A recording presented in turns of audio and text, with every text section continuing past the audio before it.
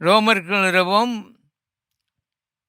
3ஆம் அதிகாரம் 10ஆம் வசனம் விதமாய் சொல்லுகிறது, அந்தப்படியே நீதிமான் ஒருவனாயிலும் இல்லை.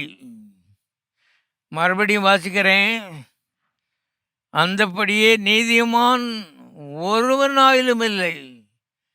எந்த போதகனும் இல்லை, அல்ல பிஷப்பும் இல்லை, யாரும் இல்லை.